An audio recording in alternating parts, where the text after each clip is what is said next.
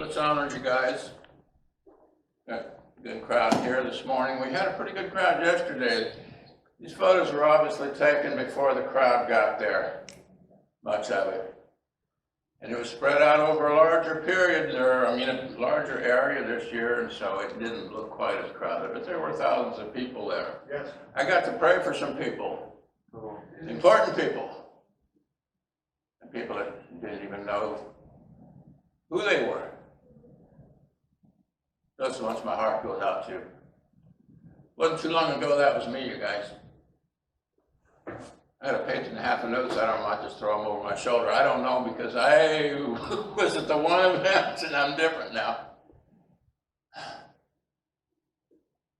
Different now for some reason. I hope you don't mind I'm sucking on cough drops, because I don't have much voice left. Not knowing who you are. Actually, this thing's evolved. When I first told Pastor, I told him I wanted about 5 minutes. That evolved into, give me the mic when you're done. I said it might be a while.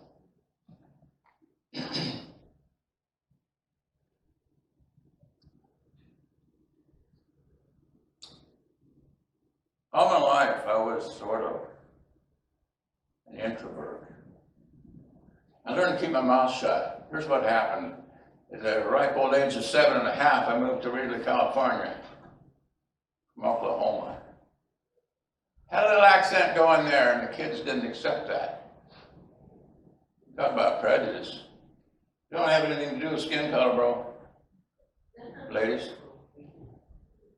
These kids would grab me and restrain my arms so I couldn't fight, and they'd take turns using me for a punching bag because I had a little accent in my voice.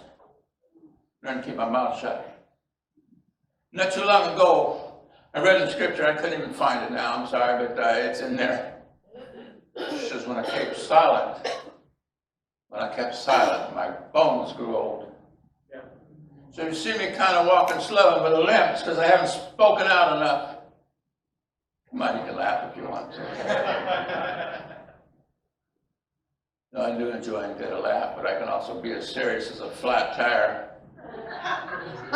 You know when you get your first day on the way to work on a new job, that flat tire. Yeah. Not knowing who we are. It's a long time I didn't know who I was. Apostle Paul taught that we are joint heirs with Christ. Let that soak in. Joint heirs? You mean like everything he gets, we get? Woo. Sort of being quiet for it. What are we being quiet for? Levi wasn't being quiet this morning. What an act of follow. Yeah. Amen. Woo. So this thing's taken on all kinds of spins. I told Carlos yesterday, I says, I got to go home and rewrite my notes. It's all different now. Friends, I told Pastor, I said, I'm going to call this the way out. Because everybody's looking for a way out. Yeah. It quickly became hearing from God. Hearing from God. I've got books, one called Hearing the Voice of God, one called Hearing from God, one called Hearing God. I didn't refer to any of them for this message, because I want to convey to you what the Lord's been telling me. And if he's telling me, he's talking to you too. I'm the nobody. I'm the kid with a Okie accent. Playing with the toys. I don't know where I'm going with this thing, so bear with me. I'm going to tell you just a little bit about myself before I jump into this thing. So when I got to this church, I was seeking acceptance. Quite frankly, most churches wouldn't have me up here. You see, I've been thrown out of a church and forced out of 2 more. True. Pastor Bill says, hey, you want to preach? I'm going, what are you talking about, man? So, hearing from God It started back when my mom, years ago, bless her heart, she says, you know, Violet says she heard from God. I exploded. I got my mom's face over it. You gotta understand, Violet was my mother-in-law, and she didn't quite approve of me marrying her daughter, and so we tolerated each other at best, and Violet heard from God. I said, Mom, she's crazy. I said, nobody hears from God. That's what I said. A few months after that, our marriage fell apart rather quickly. It was done. I went home from work and there wasn't a stitch of furniture in the house. Now, well, bank account's been cleaned out too. You got $10. Ooh. That's cool. Her name was on everything, and I was starting a new business, and now I'm sleeping on the floor with $10, and checks are bouncing all over the place. I'm going, woo. You know, the Lord said the sins of the fathers are visited to third and fourth generation.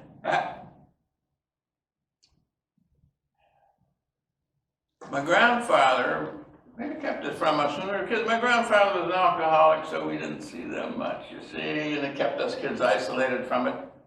Third and fourth generation. They only skipped one. Started drinking heavily. I could drink with the best of them. Maybe not as long or as much, but I could drink with the best of them, really. Get up in the morning, go to work like nothing ever happened. I was a working alcoholic for many years, folks. I had this deal going. I was still hanging on to my business, but it was best in the summertime, and a friend of mine had a business that was best in the wintertime, so I'd go to work for him in the wintertime. Made a little bit more that way. A little more freedom, I can drink more. Woo. Riding with this guy, we'll call him Jerry because that was his name, see? And he says one day, he says, Millie, you need to come to church and listen to the pastor. And I go, yeah. What do I got to news anyway? This ain't working, you know? I mean, I grew up in church, so church didn't bother me much. I go. Landed in a little Southern Baptist church over here at Crawford, Golden Way. Pastor George Baker was preaching, and wow, that was good. That was good. And then he did this thing called an altar call. I wasn't used to that, man. I grew up in the Church of the Frozen Chosen, you guys. Yeah, some of you been there. Nothing ever happened there, and probably never will. Last I heard, they went woke. We'll see how that works out for them. That was interesting. You know, I did this altar call thing, and when I was just a little squirt, my dad was a counselor for the Billy Graham Crusades, and if there was anything within driving distance, we were there. I'd sit there and I'd shake in my seat, you know, because old Billy was doing altar call. I was coming under conviction, but I'm telling myself, hey, I'm good. I'm good. I professed my faith. Yeah, I did. I was baptized. I'm good. But I'd shake in my seat. What's going on here? Looking at George Baker, I said, man, that's pretty cool. He kind of got me there. So I went back the second week and I listened to George, you know, and started shaking my seat. That's like I did when I was a kid over at Billy Graham, you know. Third time I couldn't stand it anymore. There's a paraplegic sitting next to me, and he's all paralyzed. He's all sprawled out like this. I grabbed this guy, picked him up, and turned him around because I wanted to get center aisle, go down front and center, except the Lord. 500 pounds lifted off, you guys. I had a spring in my step again. Some of my bad habits just kind of fell away, you know, and that's pretty cool. 15, 20 minutes later, I'm going home from church, you know, that's over here, and I was still living in Reedley at the time. Driving down the road, and I said, oh, Lord, I got to talk to Tim about this. I got to talk to Tim. Yeah, Tim Miller, not the one you guys know. I'm talking about the Reedley Tim Miller. You know, one that everybody loved, but got in the wrong crowd, and he was a heroin addict, and that was my kid brother, Tim. Thought he killed somebody, drug deal going bad. He beat it. He was on the run from the law, or so he thought. Every 6 months we'd get a postcard from someplace. He was on the run. My brother Tim. Lord, I got to talk to Tim. No, can't talk to Tim. Lord, I I know last I'd heard he was in Little Rock, Arkansas. I said, Lord, I know you can do this. I got to talk to Tim. I don't think he understands the salvation stuff. The Lord's going, no, you can't talk to Tim. You get what I'm saying, folks? Nobody hears from God. Now I'm arguing with him. 15, 20 minutes after I'm saved, I'm arguing with God. Oh, wow. Fast forward 3 years. I'm sitting at the El Monte Cafe. Sunday morning, I'm sitting down there having something they call breakfast before going to church. I was saying more about it. Pastor likes El Monte, so I'll keep my mouth shut. Anyways, I'm sitting there feeling particularly lonely that morning. Attractive young gal gets up from her table. She's been sitting there by herself too, and she gets up from her table, walks over to mine, says, "Excuse me, you must be a Miller." And I go, "Yeah, I'm Randy." She says,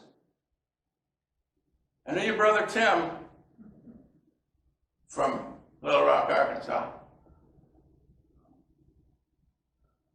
And I'm thinking, oh boy, here it goes. I got to tell the story one more time. Here's a story I didn't tell you. I got ahead of myself. Tim got killed in an accident. That very day I was arguing with the Lord, and he says, "You can't talk to Tim." Tim was laid in the morgue. No. Texas. Lay in the morgue in Texas. That's why I couldn't talk to Tim, you see. 3 years later, I'm sitting there in the El Monte Cafe. This young lady walks over and she says, "You must be a Miller." And I said, "Yeah, I'm Randy Miller." She said, "I know your brother Tim." I said, "Lord, I got to explain this one more time." I says, "Well, you know, Tim's no longer with us." She says, "I know." She says, "I met him in Little Rock, Arkansas. I came in here to visit my mom. The Lord told me to come here this morning to this restaurant and talk to you and to tell you that Tim was saved. Quit grieving about Tim."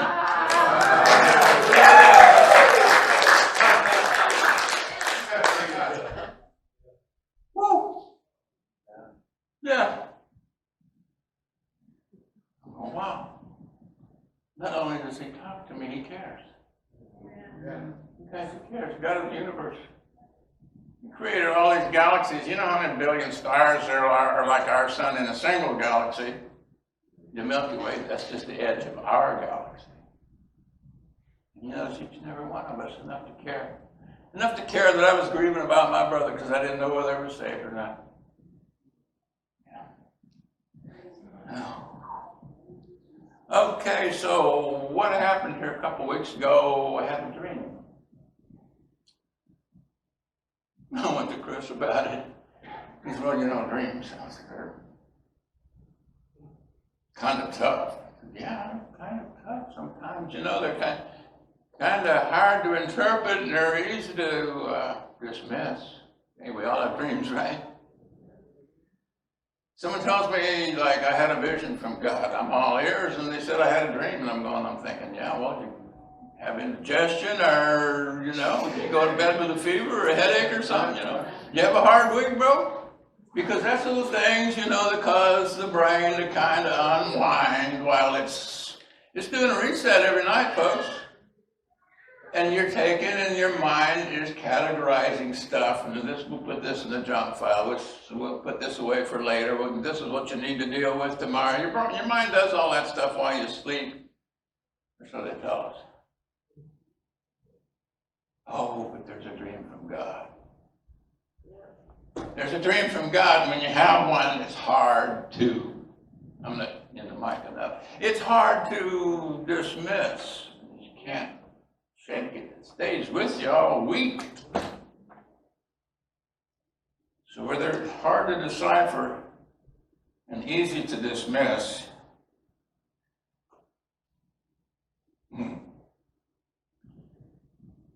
Perhaps I should tell you what I was about to call this the way out. I decided I was going to talk to Chris and Christine about it. I had it on Tuesday night, and I said, well, I'll see them at Bible study on Wednesday, and I'm going to ask them about it. After class, we went into overtime, we went into double overtime. Nobody was going home. Everybody was talking and praying, and it was just going on. It was after hours. Finally, Chris looks at me and says, sorry, man, I'm fading. I got to go. Christine says, she pipes in, yeah, we got to go around, we'll talk to you later. Thinking, well, you're looking for a way out? Yeah. Okay. Serious. And so Christine's going, well, okay, hey, we're going to be here in the morning. We'll finish up some stuff in the kitchen. We'll be here around 9 o'clock or so. We'll be here. Maybe I'll catch you in the morning. This is still burning on my mind, so here it is about 10 minutes after 9. I'm cruising by the church, and they're not there yet. So I go out here to the sports park, and I pray and meditate a little bit, and I come cruising by about 9:35. Ain't here yet. It's a dreary day outside for April, and something came up, and then I'm thinking, yeah, they found a way out. I had an appointment going on, so I had to go. I said, oh, forget that. And I went to my appointment, and it went on forever. I got loose from there a little bit before noon. I'll swing by the church, Come by the church, hey, they're here. I walked in. They acted like they didn't know why I was here. I said, hey, you guys remember, I had this dream, and I wanted to talk to you about it. Oh, yeah. Or do you need more privacy? And that's Chris I'm talking to. And I said, I don't need privacy. I was hoping to talk to the both of you about this.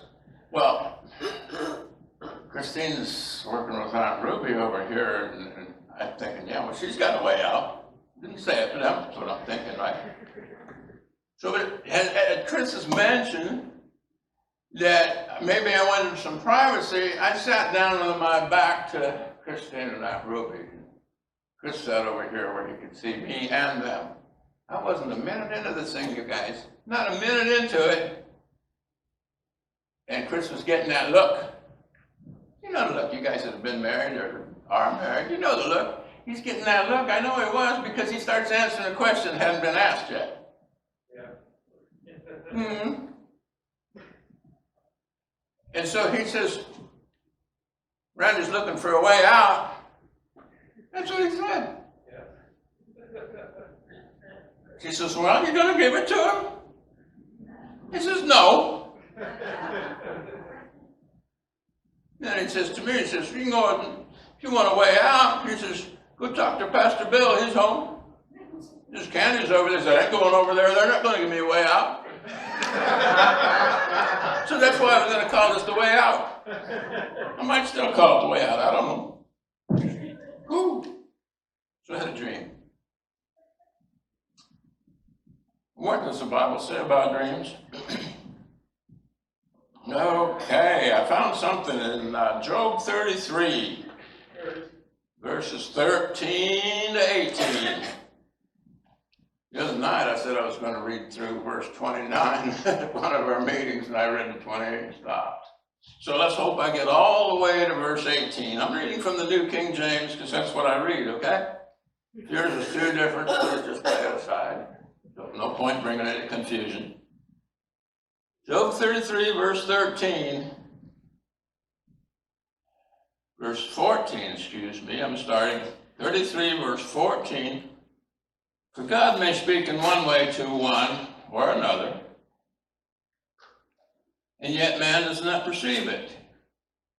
In a dream, in a vision of the night, when deep sleep falls upon men while slumbering in their beds, he opens the ears of men and seals their instruction.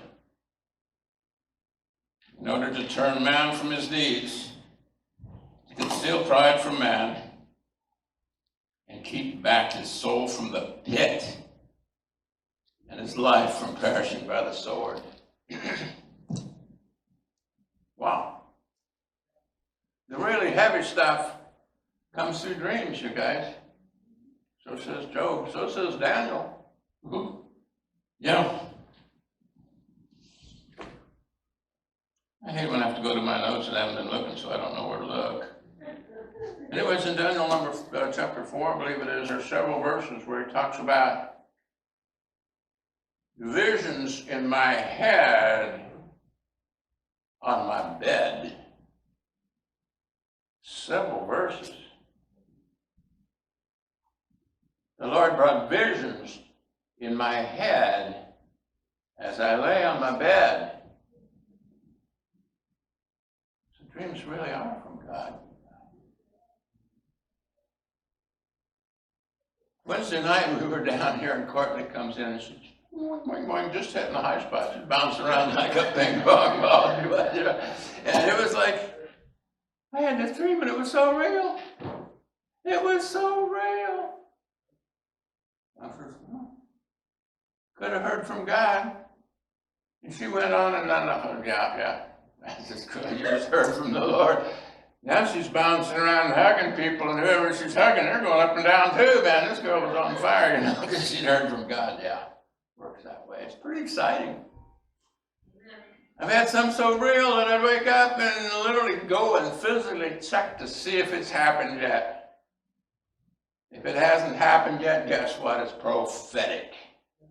It's prophetic.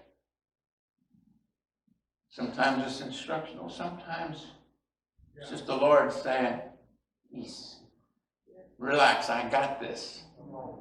I got this. Quit fretting over it, I got this. Oh, I have no idea where I am in these notes. How do we know if a dream is from God? I just laid out a few scenarios where it might not be from God. So how do we know when it is? Number one, it is so real. So real. I just went over that. I had one the other night. It was so real. I'm going to talk about it in just a minute.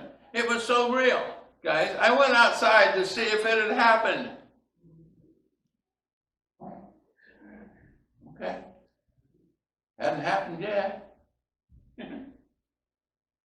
I was in this church one time where things were falling apart, you guys. It happens. There were scandals, there was stuff going on that shouldn't be going on. I started having these dreams and visions of rock slides coming down on this thing and everything, and it was like, oh. But I felt like I was there to fix it somehow. You can't fix it. I was a bona fide member, and I've been there 5 years, and I had no voice. I had nothing going for me down there. And I'm getting these visions. I'm getting these night visions. I'm getting these dreams. And it went on and on and on. And I had one where I drive over there to church, right? Just prior to that, the Lord says, right out of the blue, he says, well, kind of tied to another one. He says, you know why I like trucks better than trains? I go, no, Lord. He says, a truck, I can steer it any way I want. Write that one down.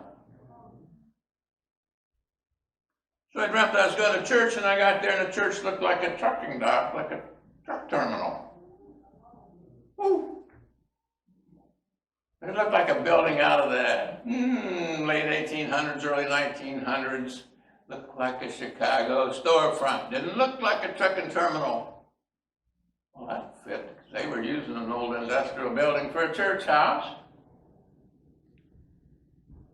So in the dream, I drove up there, and I'm going, I had my clipboard. That fit. I was a licensed contractor for 34 years in the state of California. That fit. And I'm looking at this thing, and I'm going, oh, Lord. My dad walks out. This is a dream, you guys. My dad had been dead for a long time. I buried him. I should know. My dad walks out and says, what's going on, son? I said, oh, yeah. I said, this thing's a mess. I've been called on to repair this church, and it's a mess. I don't even know where to start. He says, not your job. Dad, I've been sent here to fix this. No, he says, that's my responsibility. You've been sent here to see this. Let me handle it. He says, all right, Tommy, you've seen enough, time to go. Dad and I were walking out to the car. You know that old Crown Victoria that he drove for all those years? That one, yeah. We're walking out to the car. This is all a dream going on, folks. He says, I'll drive, I know the way. He says, okay. Get in the car, and almost immediately, this was out in the countryside, you know, where the setting was, but almost immediately, we're on a freeway, lanes going in every different direction, and they weren't marked. Not a single road sign of any kind, just unmarked lanes. I says, Dad, how do you know where to go? He says, relax, I got this. I know where to go. We landed back in Dinuba. All once Dad's gone, back to real life. A couple of weeks later, Tony and Connie Willems were down at the Travron getting a morning burrito before service. Hey, Randy, I knew them. We used to have house meetings at their place years ago. Where are you going to church at? I said, you guys, I'm looking. Come on over. Come on over to this place called New Beginnings. You'll like it there. You fit in. Well, I don't fit in anywhere else. Come on over.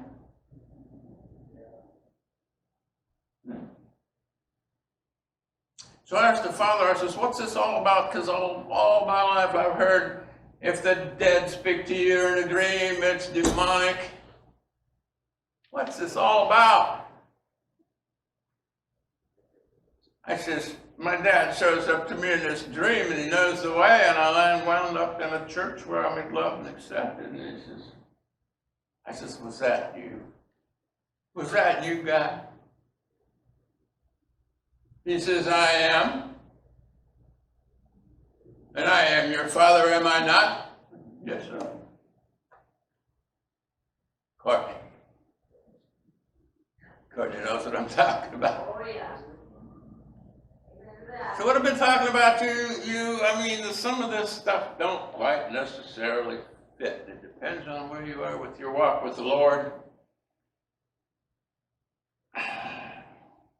Yeah, I've heard that, and you've probably heard it. It's all over the internet. Your deceased relative has a message for you. Don't go there, folks. It's demonic. It's demonic. When anybody else is telling you that your deceased relative has a message for you, they're conjuring up spirits. We got to be careful with this. Yeah. I mean, I've been praying over this 3 or 4 days whether or not I should even bring this thing up about Dad showing up in my dream, because it could be demonic. I got a few things that came to mind here that could throw up a red flag. It could mean it is demonic. In some cases, it's pretty certain. If I can find them here in my notes, I'm going to read over them. Oh, how do you know it's sure? If your father shows up in one of your dreams, it could be God if the following requirements are met.